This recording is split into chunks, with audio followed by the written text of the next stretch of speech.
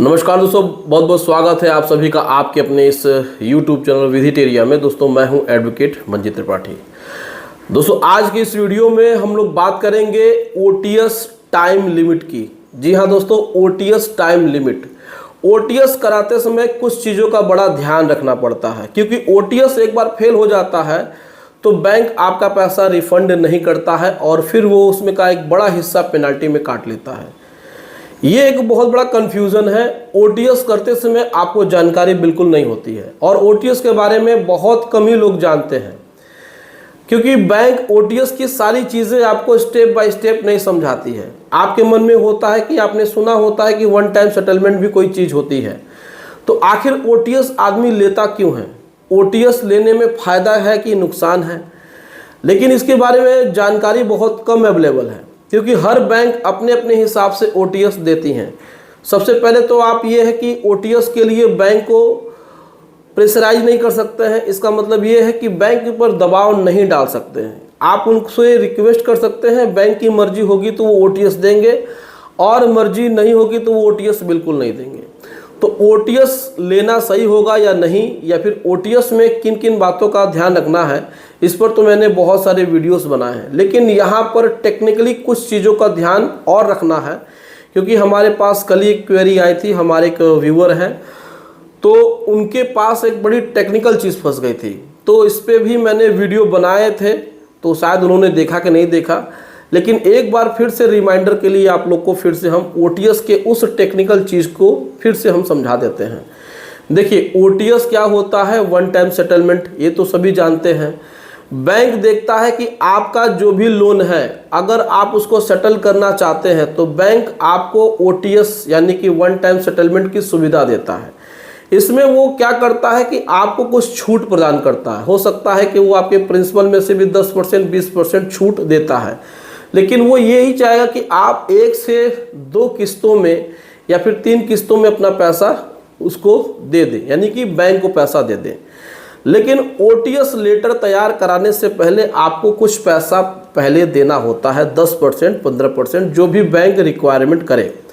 तो मान के चलिए कि आपने 15 लाख रुपए का लोन लिया था और 15 लाख की आउटस्टैंडिंग है और बैंक ने आपको उसको 12 लाख रुपए में सेटल करने के लिए तैयार हो गया है, और बैंक ने कहा है कि आप इसका 10% यानी कि जो भी इसका 1,20,000 रुपये बनता है वो आप पहले जमा कर दीजिए, हम इसका अप्रूवल लेटर ऊपर से ले लेंगे, फिर आपका OTS लेटर तैयार हो जाता है। तो जैसे ही आप 10% इसमें जमा करते हैं, बैंक के पास एप्लीकेशन दे करके फिर बैंक आपको 10 से 15 दिन का समय मांगती है।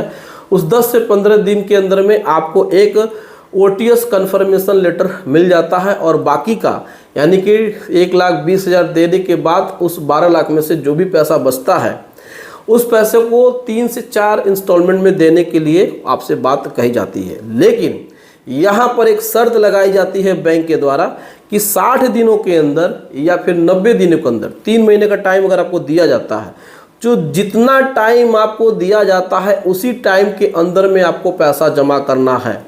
अगर बैंक ने आपको 2 महीने का टाइम दिया है तो 2 महीना ही, अगर 3 महीने का टाइम दिया है तो 3 महीना ही। अगर 3 महीने से 1 दिन भी ज़्यादा होता है तो आपका OTS कैंसिल हो जाता है। मान के चलिए कि आपने 10% दे दिया और बैंक ने आपको 3 महीना दिया कि 3 महीने के अंदर आप OTS का पैसा दे दीजिए, लेकिन यहाँ पर क्या होता है, आपके साथ कुछ प्रॉब्लम हो जाती है, कोई दुर्घटना घट जाती है, पैसा नहीं अरेंज हो पाता है और आप पैसा दे नहीं पाते हैं। किन्हीं कारणों से वो आपका पर्सनल रीज़न हो सकता है। अब इसमें क्या है कि जब 1 दिन ज़्यादा हो जाता है डेडलाइन से, तो बैंक क्या करता है कि आपका OTS कैंसिल कर देता है।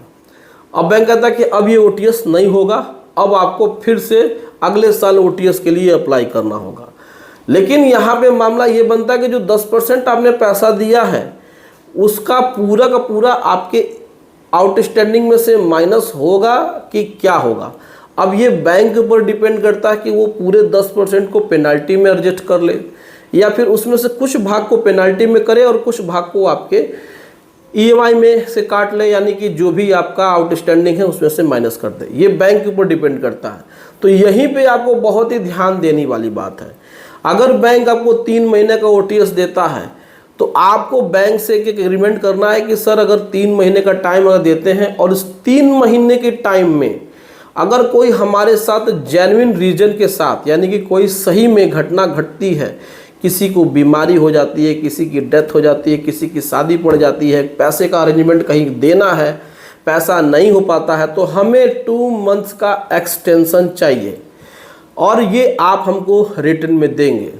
तो 2 महीने का एक्सटेंशन अगर उसमें लिखा है तभी बैंक वो प्रोवाइड करेगा, नहीं तो बैंक बिल्कुल प्रोवाइड नहीं करेगा। तो उसी 2 महीने के एक्सटेंशन के लिए आपको बैंक के साथ एग्रीमेंट करना होगा कि सर उस ओटीएस लेटर में 2 लाइन और लिख दिया जाए कि अगर पैसा 3 महीने के अंदर में नहीं दिया जाता है और बोरोवर के पास कोई जेन्युइन रीज़न होता है जिसकी वजह से उनके पास फंड अवेलेबल नहीं होता है, तो उस जेन्युइन रीज़न को देख करके उसका इन्वेस्टिगेशन करके फिर 2 महीने का एक्सटेंशन दिया जाएगा, उनका ओटीएस कैंसिल नहीं किया जाएगा।